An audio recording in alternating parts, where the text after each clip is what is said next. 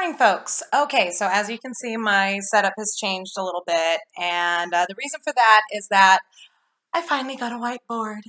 I got a whiteboard, but I haven't had an opportunity to install it just yet. So bear with me. I wanted to take a moment to sort of go through the general overview of what needs to happen during a homicide investigation so that you can really see where the inconsistencies are in the Manitowoc County Sheriff's Department's handling. And yes, I say they handled it. I don't say that Calumet County handled it. That was a puppet operation. I want you to see where the breakdowns were so that you can really kind of get a sense of what's going on here. Okay, so we have a body, right? From that, a few things need to happen once a deceased person is found. The number one thing is you need to identify the body. That's super, super important because obviously you can't move forward with the investigation until you know who exactly is dead. Once that body is identified, once you know who that person is, you then come over here and you interview the family, the friends, and from that pool, you start to look very, very closely at those that are closely associated with the deceased person. That could be the spouse, an ex, best friends or former best friends. You always look at the person closest to, children, parents. People that are the closest to the deceased are always at the top of the list. Okay? Once you talk to all these people, a few more things need to happen. First, you need to get the alibi of everybody associated with the dead person. But it's not enough to just get an alibi, folks. It's not just enough. Not only do you need an alibi from all of these people, you then need to go and corroborate the alibi. That is super, super important because, folks, it's not just enough to tell them, oh no, I haven't seen so-and-so in years, or I didn't see her that night. I wasn't with her that night. You have to provide witnesses, preferably more than one. I went home. My best friend stopped by. We ended up ordering a pizza and, watching some movies and, then we watched the game and blah, blah, blah. Because then the police officer has to talk to your friend and the pizza delivery man. You see? Once these people have been excluded, you then go further and you start talking to employers, coworkers, acquaintances. These are considered second-tier people. And the reason that they're called second tier is they're not as close to the deceased as the family is. This is where Stephen Avery would have been. Simply because he's someone that she saw relatively frequently. She'd been to his house 15 times in the last year. So that's about once a month. That's somebody that you would talk to. Then you have to do the same process here. You have to get an alibi from these people.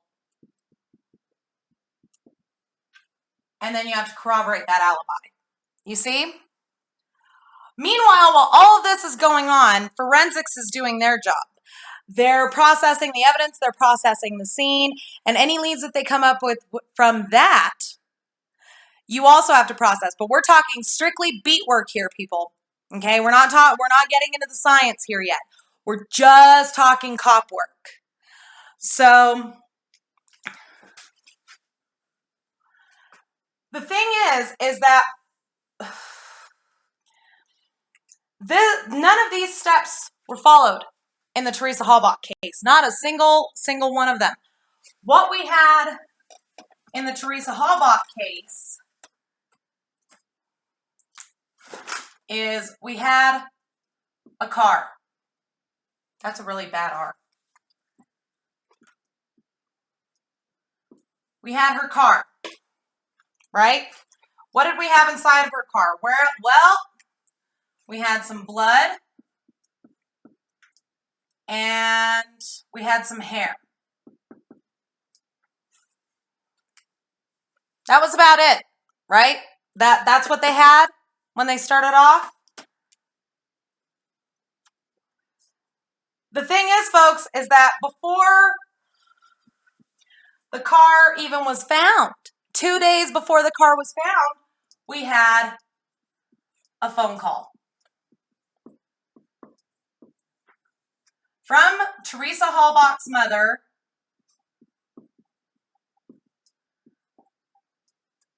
to the police identifying Teresa Halbach as missing. This all takes place on November 3rd of 2005. On November 3rd of 2005, Calumet County calls Manitowoc County Sheriff's Department, speaks with Colburn. Says, I need you to look at two places that Teresa was known to go that day. I need you to check out the Zipper residence, and I need you to check out the Avery salvage yard. Can you send an officer to do that? Colburn says, absolutely, I'm happy to help. But Colburn does not go to the Zipperer residence at all. He excludes Zipperer before he even thinks a minute, and he goes directly to Avery's salvage yard. He speaks with Stephen Avery, who allows him a cursory search of his home.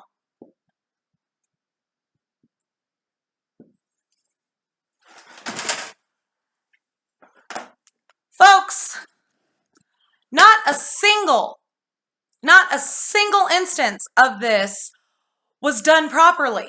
And it wasn't done properly from the get-go. Because with a missing person, this is not how you go about this shit, people. With a missing person,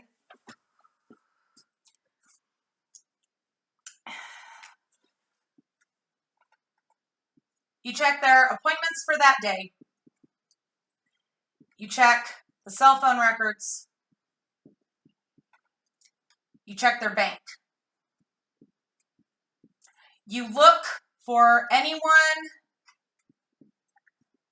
they had contact with that day. And then you blossom out from there. Okay, they went, to the diner. Then they went to this appointment. Then they went to that appointment. Then they stopped and grabbed lunch. And then they went over here to this appointment. And then that's where the trail ends. That's how you do it. Because once you establish for certain where their last appointment was, where their last place that they were seen was, definitively, That's how you start a missing persons search here, folks. You don't hear one name that you recognize, and you should recognize it because your dumb ass is involved in a lawsuit, and go only to that place. You blossom out. That's how that's supposed to go. I'm going to go ahead and cut this off right here. In my next video, we're going to take Scott Taddock's statements and we're going to write out the 4 different timelines that he gave to police so you guys can get a visual. Thank you very much for watching. We'll see you next video.